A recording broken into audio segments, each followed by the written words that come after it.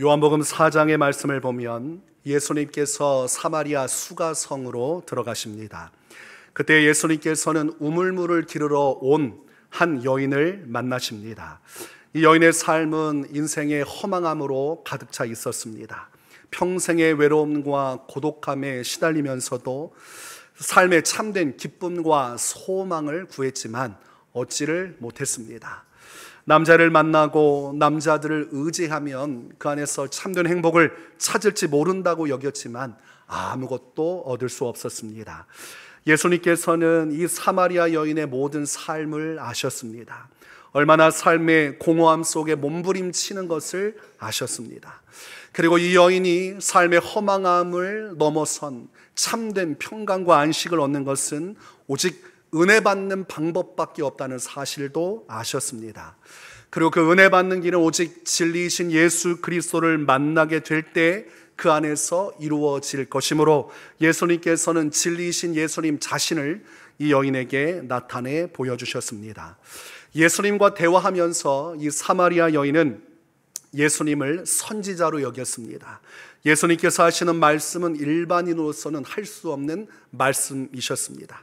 그래서 예수님을 선지자로 여기면서 이 사마리아 여인은 자신이 하고 싶은 물음에 대해서 예수님께 말씀을 드리게 됩니다.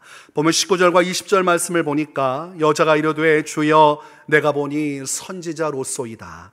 우리 조상들은 이 산에서 예배하였는데 당신들의 말은 예배할 곳이 예루살렘에 있다 하더이다 라고 기록을 하고 있습니다.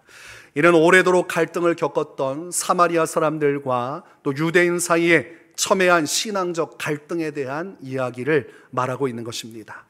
이 여인이 속한 사마리아 사람들은 과거 북이스라엘이 멸망하면서 그 나라 백성들이 이방인들과 혼혈되어 이루어진 민족입니다.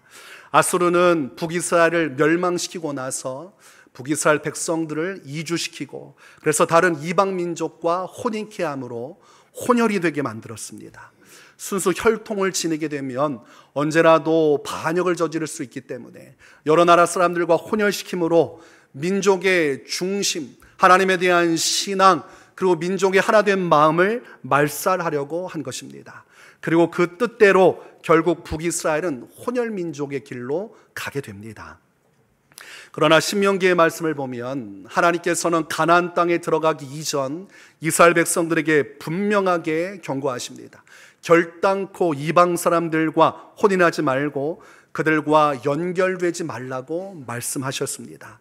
그들과 혼인하게 되고 연결하게 되면 그들의 딸들이 며느리로 들어오게 되고 그들과 하나가 되면 그들이 가지고 있는 우상 숭배의 신앙도 이스라엘 백성들 가운데 들어와 심기어지고 그리고 그로 말미암아 이스라엘 백성들이 우상 숭배에 참여하게 될 것이 분명하였기 때문에 하나님께서 명령으로 결단코 가나안 족속과 혼인하지 말 것을 말씀하셨습니다.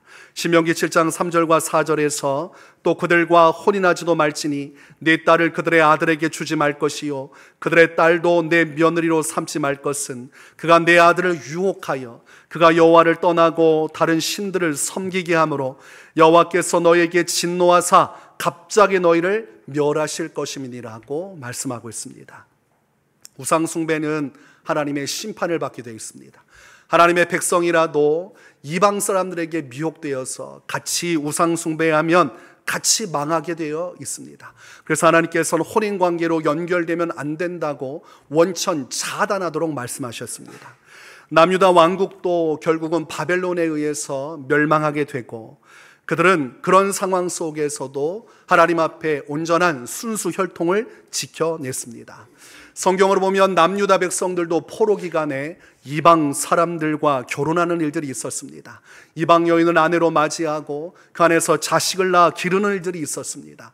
그러나 그것이 하나님의 말씀을 어기고 주님의 뜻을 벗어난 것을 깨닫고 남유다 백성들은 하나님 앞에 간절히 회개하고 그들은 자신의 이방 여인과 자식들을 버리면서까지도 순수 혈통, 그 하나님께서 원하신 온전한 주님을 향한 믿음과 신앙을 지키는 일에 최선을 다했습니다.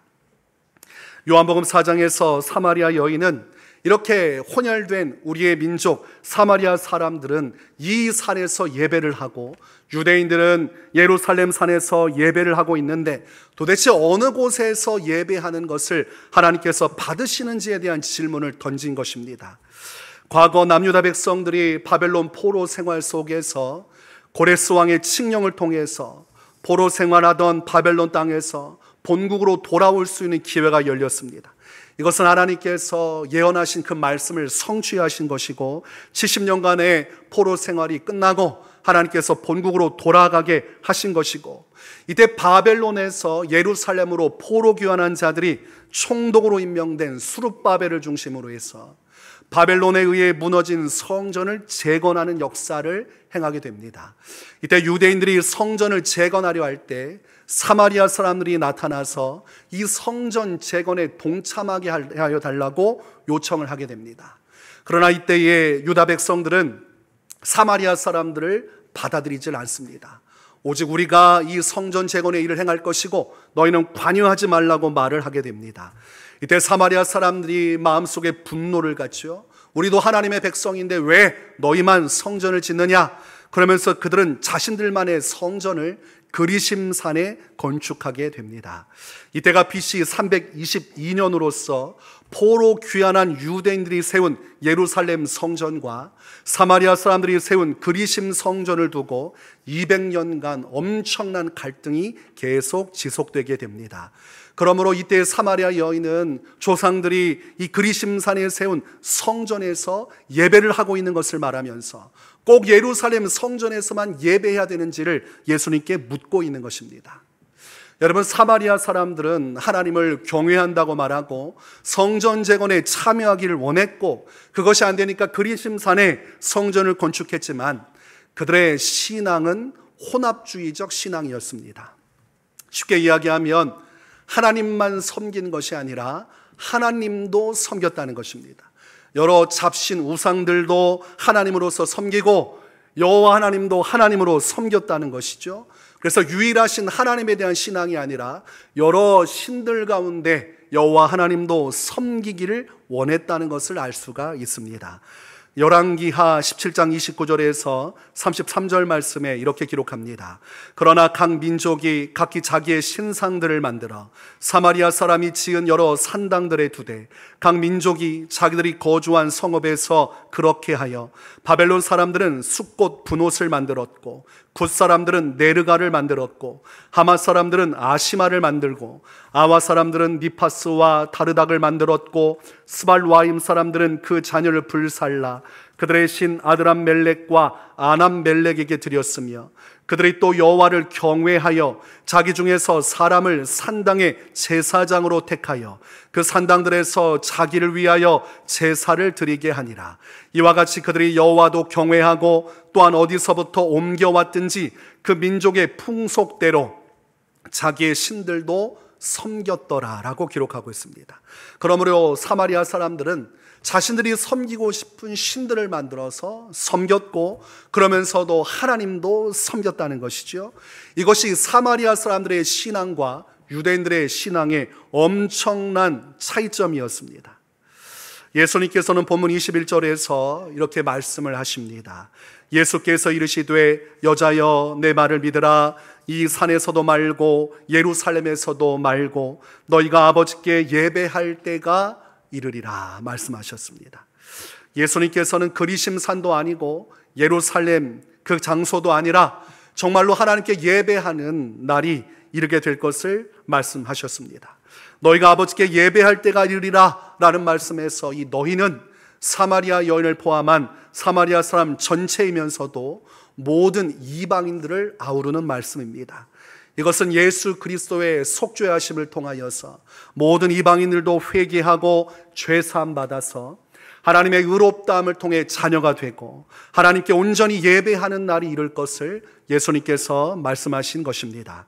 그러시면서 예수님은 22절에서 너희는 알지 못하는 것을 예배하고 우리는 아는 것을 예배하노니 이는 구원이 유대인에게서 남이라고 말씀하셨습니다. 예수님께서는 사마리아 사람이 예배하는 그 예배를 말씀하시면서 알지 못하는 것을 예배한다고 말씀하셨어요. 이것은 사마리아 사람들이 드리는 예배를 하나님께서 받으실 수 없었음을 가리키는 것입니다. 왜 그렇습니까? 그들은 하나님의 말씀을 저버리고 우상 숭배하면서 예배했습니다. 그들은 하나님께서 어떤 분인지를 알지 못했습니다.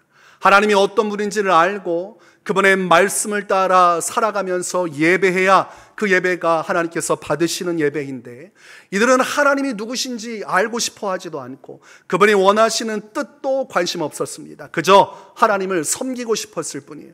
그래서 예배를 드리고 제사를 드렸지만 하나님을 정작 알지 못하는 그 예배를 하나님은 받으실 수 없었다고 기록하고 있는 것입니다. 성경은 하나님께서 어떤 분인지를 계시하고 있고 하나님께서 주신 계명들은 하나님의 뜻을 반영하고 있습니다. 하나님이 원하시는 것, 하나님께서 싫어하시는 것, 하나님께서 증오하시는 것, 하나님께서 받으실 수 있는 신앙과 받으실 수 없는 신앙, 그것을 온전히 기록을 하고 있습니다. 출애굽기 20장 3절에서 6절 말씀에 너는 나 외에는 다른 신들을 내게 두지 말라. 너를 위하여 새긴 우상을 만들지 말고 또 위로 하늘에 있는 것이나 아래로 땅에 있는 것이나 땅 아래 물속에 있는 것의 어떤 형상도 만들지 말며 그것들에게 절하지 말며 그것들을 섬기지 말라. 나 내 하나님 여호와는 질투하는 하나님인즉 나를 미워하는 자의 죄를 갚되 아버지로부터 아들에게로 3, 4대까지 이르게 하거니와 나를 사랑하고 내 계명을 지키는 자에게는 1000대까지 은혜를 베푸느니라고 말씀하셨습니다. 예배하는 주체가 되시고 예배를 받으시는 하나님이 무엇을 원하시는지도 알지 못한 채 무턱대고 제사한다고 해서 그 제사 받으시지 않습니다. 하나님께서 우상 숭배하면 3, 4대까지 죄를 갚겠다고 말씀하셨어요. 엄청난 큰 죄라는 것이고 하나님께서 그 신앙을 인정하지 않겠다는 것입니다. 그러므로 사마리아 사람들이 우상 숭배 실컷 하고 하나님 앞에 번제를 드리고 정성 들여 예배를 드려도 하나님의 계명을 어기고 그 뜻을 받아들이지 않았기 때문에 그 예배를 하나님께서 받지 않으신다는 것입니다. 그러나 유대인들은 달랐어요. 유대인들은 하나님의 계명을 알았습니다. 그리고 그 계명을 따라 하나님을 알고 믿고 그 계명을 따라 순종하며 주님을 예배했습니다. 그래서 예수님께서는 우리는 아는 것을 예배하노니 이는 구원이 유대인에게서 남이라고 말씀하셨어요. 하나님의 말씀을 알고 그 말씀을 통해 주님을 아는 유대인들이 드리는 예배야말로 하나님께서 받으실 만한 예배고, 그러므로 이 예배를 통해 하나님께서 유대인들에게 놀라운 구원의 역사를 베풀어 주신다고 말씀하신 것입니다. 그래서 하나님의 계명이 중요한 것이죠. 하나님의 계명을 따라 순종하며 예배 드릴 때 그 예배가 되는 것이고, 또한 예수님께서 이는 구원이 유대인에게서 난다고 하신 말씀은 유대인들이 하나님에 대한 바른 말씀을 따라 하나님을 예배했다는 것이기도 하지만 또한 유대인 혈통으로 구원자께서 오실 것을 말씀하고 있는 것이죠. 바로 유대인 가운데서 아브라함과 다윗의 혈통을 따라서 예수님께서 나셨고 예수님께서 유대인으로서 이 땅에 오시고 유대인으로서 십자가에 못 박혀 죽음으로써 예수 그리스도를 통한 구원의 역사가 이루어졌으므로 구원이 유대인에게서 나는 것이라 할 수 있겠습니다. 그러므로 계명을 따라 주님을 알고 있는 유대인적 이 말씀 중심의 신앙이 중요하고 유대인의 왕으로 오신 예수 그리스도를 믿는 신앙으로 예배하는 것이 참으로 중요하다고 할 수 있겠습니다. 그래서 예수님께서는 23절에서 아버지께 참되게 예배하는 자들은 영과 진리로 예배할 때가 오나니 곧 이때라. 아버지께서는 자기에게 이렇게 예배하는 자들을 찾으시느니라라고 말씀하고 있습니다.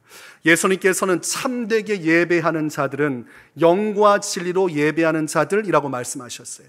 참된 예배는 영과 진리로 예배할 때 완전해진다고 말씀하신 것입니다. 여기에서 영은 푸뉴마티라고 원어로 읽습니다.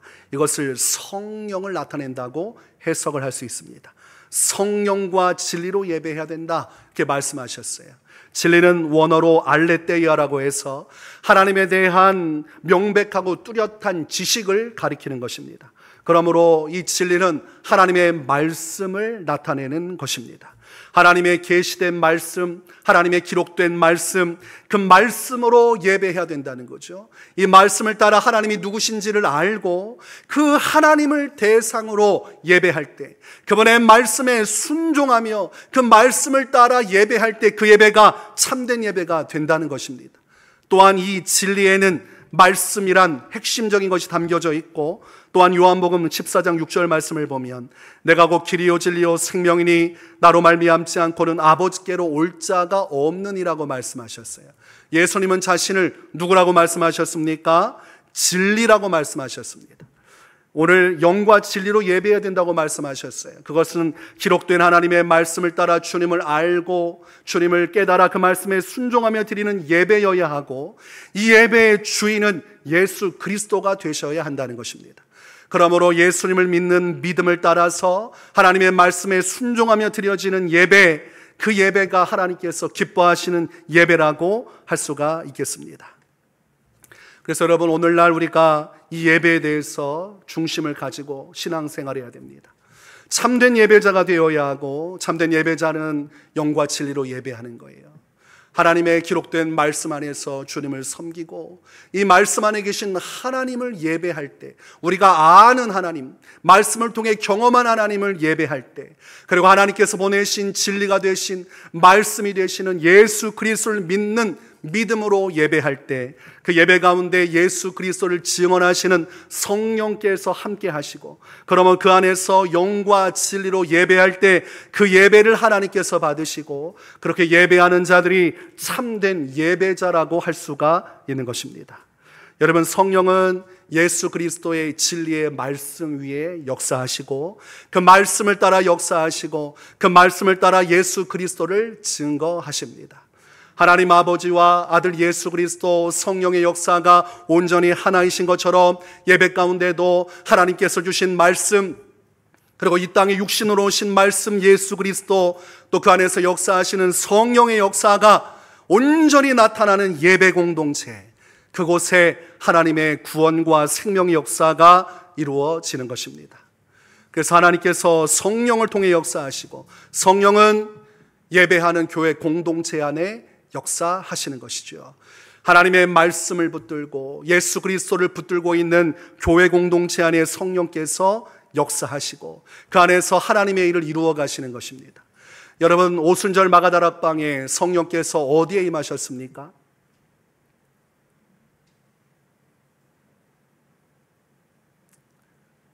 장소로 말한다면 마가다락방이지만 실제적으로 말한다면 그곳에 모인 성도들, 120명의 성도들, 하나님의 말씀에 순종하여서 예수 그리스도를 믿는 믿음으로 모인 그 예배 공동체 안에 성령께서 역사하여 주셨습니다. 그러므로 그들은 성령 공동체이면서도 예배 공동체고 구원의 공동체였습니다. 성령께서는 교회 공동체 안에 역사하시는 영입니다. 교회 공동체를 통해 하나님 나라를 이루시는 영이십니다. 교회 공동체로서 모여 하나님을 예배하고 마지막 말세의 시대, 그리고 마지막 예수님의 재림의 시대까지도 믿음의 역사를 이루게 하신 분이 성령이십니다. 그러므로 히브리서 10장 25절에서 모이기를 패하는 어떤 사람들의 습관과 같이 하지 말고 오직 권하여 그날이 가까움을 볼수록 더욱 그리하자라고 말씀하고 있어요. 예수님의 재림의 날이 임하기까지 더욱더 모이도록 하라고 말씀하셨고, 교회 공동체로서 모여서 기도하고 찬양하고 예배하는 일을 이루라고 말씀하고 계시죠. 이 말씀은 하나님 아버지의 명령이시면서도 예수 그리스도를 통해 주신 예수님의 뜻이면서도 또한 성령의 명령과도 같습니다.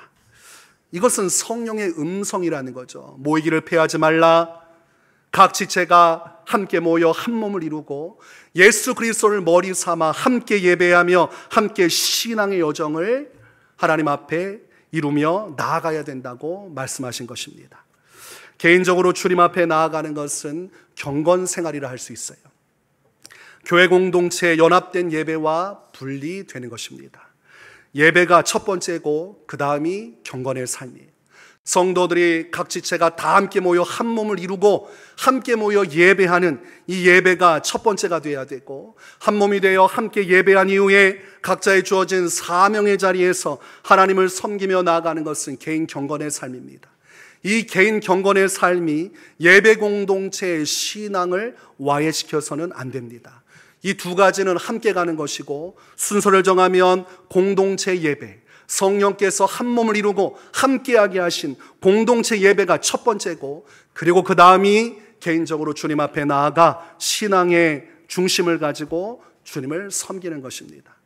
오늘날 많은 사람들이 개인의 신앙으로 충분하다고 말합니다. 교회 모여서 함께 예배하는 것은 하면 좋고 아니어도 상관이 없는 것처럼 얘기합니다. 그런데 그것은 예수님의 뜻과 반하는 것입니다. 마태복음 16장 18절에서 또 내가 네게 이르노니 너는 베드로라. 내가 이 반석 위에 내 교회를 세우리니 음부의 권세가 이기지 못하리라고 말씀하셨어요. 교회는 예수님을 믿는 믿음을 통해 세상에서 부름받은 성도들의 모임을 의미하는 것입니다. 함께 모일 때 교회가 되는 것이고, 예수님은 그렇게 교회로서 모여 역사할 때 음부의 권세를 이기고 믿음의 승리를 이룰 수 있다고 말씀하셨습니다. 그러므로 교회 공동체로 모이지 않아도 개인적으로도 얼마든지 신앙생활할 수 있다고 가르치는 자가 있다면, 그리고 그것을 가르치고 그것을 강조하는 영적인 그런 감동이 있다면, 그것은 사탄의 미혹입니다. 이거 분별 못하면 교회 공동체는 갈수록 쇠하여지고 갈수록 약하여지고 결국은 완전히 산산조각 나서 흩어지게 될 것입니다. 말세에 그것이 미혹이라는 것이죠. 교회 공동체로서 역사하시는 성령의 뜻이 있고, 교회를 예수님께서 십자가에서 죽으시기까지 자신의 몸을 헐어서 자신의 몸된 교회를 세우셨는데, 몸된 지체들이 사분오열돼서 각자마다 각자 도생하겠다고 신앙생활을 하니, 예수님께서 교회를 그러면 왜 세우셨고, 성령께서 왜 교회 공동체 가운데 임하셨으며, 초대교회는 왜 날마다 모여서 함께 하나님께 예배하며 성령의 능력으로 그 일을 이루어 갔겠습니까? 그렇다면 차라리 핍박의 때에 예루살렘 그 지역을 다 벗어나서 각자 있는 삶에서 주님께 기도하고 성령 받으면 되지, 왜 굳이 마가다락방에서 목숨의 위협을 받고 그 120명이나 되는 사람들이 그 위태로운 속에서 함께 모여 있어야만 했습니까? 그것은 교회가 공동체로서 모여 있는 것이 바로 하나님 아버지의 뜻이고 예수님의 뜻이고 성령의 뜻이기에, 그것은 교회 공동체가 순종하여 함께 이루어간 것입니다. 신앙생활은 내가 편한 대로 하는 거 아닙니다. 이것이 내게 유익하고 내 마음의 기쁨이 되니까 이렇게 신앙생활해도 좋겠다 하고 신앙생활하는 것이 아니에요. 하나님께서, 예수님께서 뭐라고 말씀하셨습니까? 진리로 예배해야 된다고 말씀하셨어요. 진리는 무엇입니까? 하나님의 말씀이에요. 말씀을 따라 순종하며 예배할 때 그 예배가 하나님이 받으신 예배가 된다는 것입니다. 내 나름대로 신앙생활하는 그런 신앙생활의 예배로 되는 것이 아니에요. 에베소서 2장 22절에서 너희도 성령 안에서 하나님이 거하실 처소가 되기 위하여 그리스도 예수 안에서 함께 지어져 가느니라라고 되어 있어요. 함께 지어져 간다는 것은 공동체로서 함께 모여서 함께 신앙생활하고 함께 기도하면서 함께 하나님의 역사 아래 믿음의 거룩한 성전으로 세워지게 된다는 말씀입니다. 그래서 모든 말씀의 수시는 교회로 향하게 되어 있어요. 바울도 서신서를 쓸 때 교회를 중심으로 말씀을 전했고, 요한계시록에서도 성령께서 주시는 말씀이 교회 공동체를 향해서 주어졌습니다. 하나님께서는 각자 개인 도생으로 해서 각자에게 역사하신 분이 아니라 교회로 모여서 함께 있는 교회 공동체 무리에게 성령으로 역사하시고 성령으로 말씀하셔서 함께 믿음의 길을 걸어가게 하셨다는 것입니다. 그래서 교회는 흩어지는 것이 아니라 항상 모여서 함께 믿음의 역사를 이루는 것이 첫 번째입니다. 이 연합된 성도의 예배가 무너지면 결국 각자도 다 무너지게 되어 있습니다. 그것이 영적인 원리입니다. 그래서 마귀는 모이지 않게 합니다. 마귀는 각자 알아서 신앙생활하라고 해요. 그래서 혼자가 되면 잡아먹습니다. 여러분, 짐승의 세계를 아시죠? 동물의 세계. 그 가장 강력한 맹수들이 누구를 노립니까? 무리 가운데서 떨어져 있는 그것은 영락 없습니다. 가만히 보면 코끼리라 할지라도 새끼가 무리에서 떨어지면 바로 그 새끼를 눈여겨보다가 호랑이 떼들이, 사자 떼들이 달려들어서 뜯어먹습니다. 가장 연약할 때, 혼자 됐을 때 잡아먹는 것이죠. 성도가 교회 공동체와 분리되면 연약한 새끼와 같습니다. 마귀들이 득달같이 쫓아가서 잡아먹으려고 하는 것입니다. 그래서 하나님은 교회로, 공동체로서 함께 믿음의 역사를 이루라고 말씀하신 것입니다. 시편 16편 6절에서 내게 줄로 재어준 구역은 아름다운 곳에 있으며 나의 기업이 실로 아름답도다 라고 말씀하고 있어요. 하나님께서 줄로 재어준 인생의 구역이 있다는 것이고 그 구역 안에 있는 것이 참으로 아름답다고 말씀하고 있는 것이죠. 교회 공동체는 하나님께서 줄로 재어준 구역입니다. 이 땅에서 예수님 믿고 부름받은 내가 위례 세움 교회라는 이 공동체 구역 안에 부름을 받아 하나님의 인도하심을 통해 한 몸으로 하나님 앞에 택함받아 부름받은 것입니다. 그러므로 우리가 신앙생활하는 이 공동체는 그저 그런 공동체가 아니라 하나님께서 나를 부르신 곳입니다. 세상에서 나를 부르시듯 하나님께서 이 교회 공동체로 나를 불러서 이곳에서 한 무리한 양떼가 되어서 함께 거룩한 성전으로 세워지면서 하나님 나라 역사를 이루라고 말씀하신 것입니다.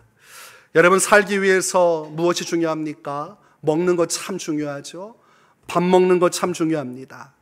밥 먹는 공동체를 우리는 가족이라고 해요. 식탁 공동체라고 해요. 가장 중요한, 생명이 있어서 이 밥을 함께 먹고 이것을 나눔으로 이것을 가족이라고 말하죠.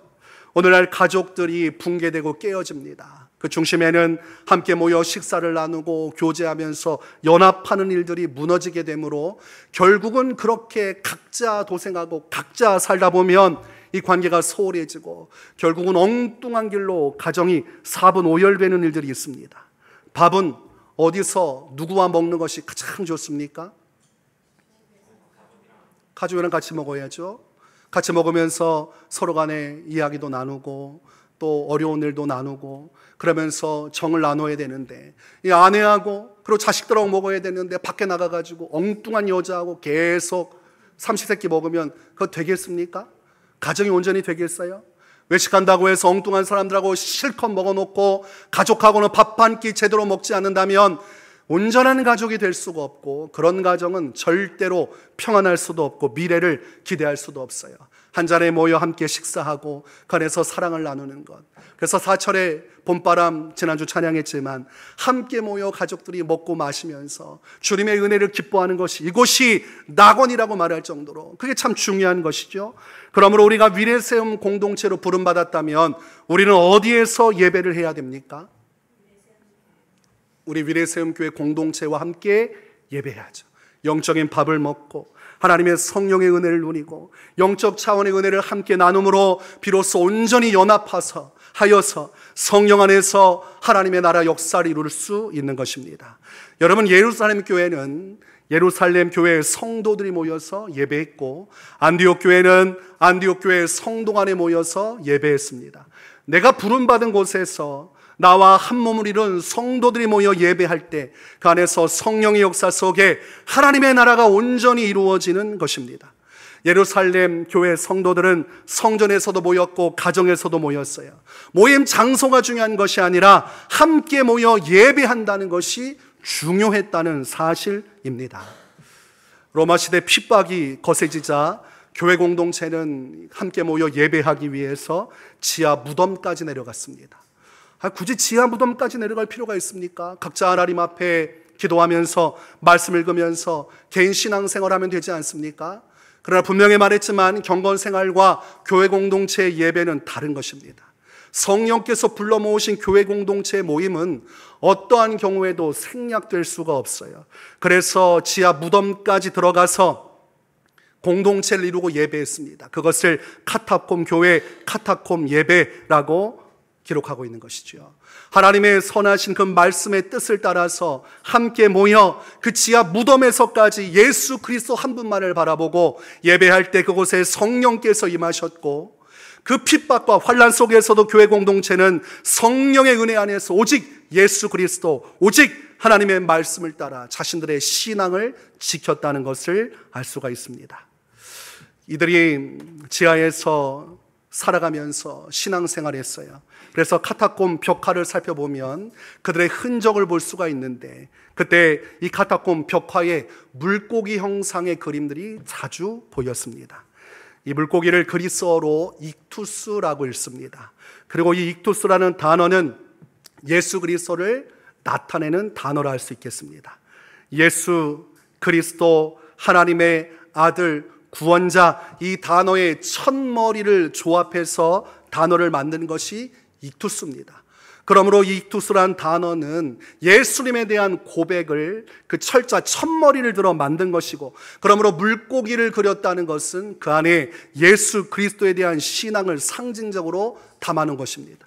예수님을 믿는다고 말할 때 이 교회 공동체가 완전히 와해될 수 있기 때문에 이 신앙을 지키고 믿음을 따라 하나님 역사 이루기 위해서 물고기 형상으로 신앙을 나타낸 것이에요. 그래서 물고기 형상을 보면 이 사람이 예수님 믿는 사람이구나. 그리고 그 물고기 형상을 따라 그것을 가지고 있는 사람 뒤를 따라가면 숨어서 예배하고 있는 카타콤 교회 공동체로 찾아 들어갈 수 있었다는 것입니다. 핍박과 환난의 날이 다가왔지만 로마 시대 극심한 핍박과 환난 속에서도 성도들은 물고기 그림 예수 그리스도를 그려가면서 주님 앞에 모여서 예배했어요. 그 모여진 예배 공동체 가운데 성령께서 역사하셨고, 그들은 그 안에서 주의 말씀을 따라 주님을 섬기며 예수님만을 믿고 소망하면서 성령 안에서 하나된 믿음의 공동체를 이루어서 그 속에서 끝까지 오직 주 예수 그리스도를 향한 믿음을 지키고 믿음의 승리를 이룰 수가 있었던 것입니다. 앞으로 환난과 핍박의 날이 오면 우리가 여러 가지 방식으로 예배하겠지만 모든 것을 다 폐쇄하고 다 잡아들인다고 할 때 우리는 최종적으로 어떻게 모여야겠습니까? 목장 단위로 모여야 됩니다.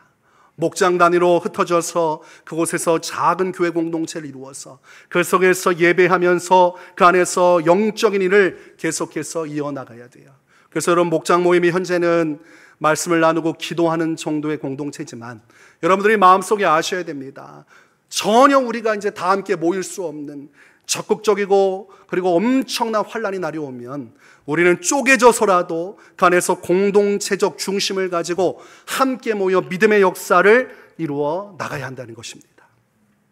모이는 것, 패하는 것 주님이 원하시는 건 아닙니다. 개인적으로 신앙생활하는 것이 전부라고 여기지 마십시오.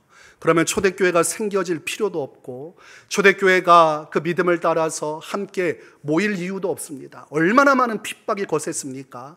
야고보 사도를 죽이고 베드로마저 잡아 죽이려 하고 엄청난 핍박이 오는데 그 모여서 기도하는 것조차 부담이고 고통이고 잡히면 죽을 수도 있는데 왜 그렇게까지 모여서 함께 예배하고 기도했습니까? 그것이 예수님의 뜻이고 그것이 교회 공동체를 부르시는 성령의 뜻이었기에 순종하여 예배했고 그 순종을 통해 드려지는 말씀을 순종하여 드리는 그 예배 공동체 가운데 성령께서 함께 하셨기에 그들은 그곳에서 하나님의 충만한 은혜를 누리고 승리할 수가 있었던 것입니다.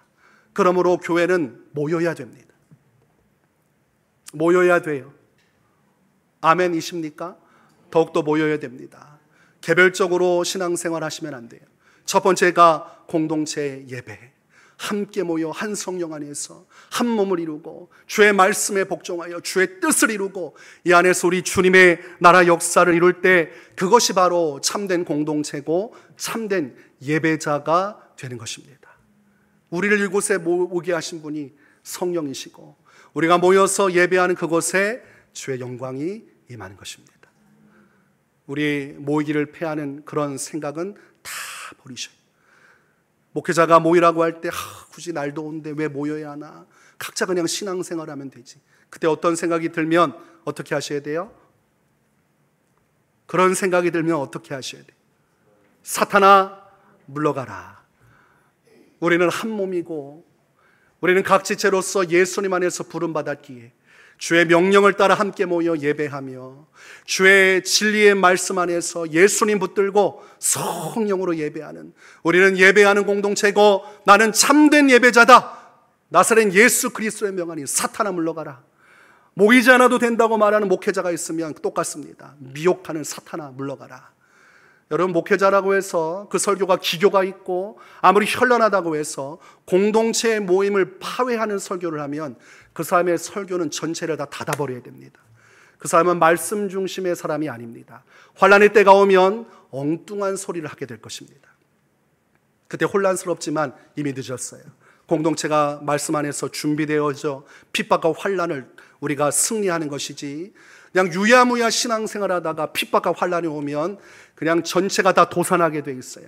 한마음 한뜻으로 모여서 우리가 믿음으로 충만하고 어떤 환난 속에서도 우리가 성령 안에서 모여 끝까지 믿음의 역사를 이루는 신앙의 중심을 가지고 우리가 이 말세의 시대의 환난의 때를 믿음으로 승리하며 살아갈 수 있기를 주님의 이름으로 축원합니다.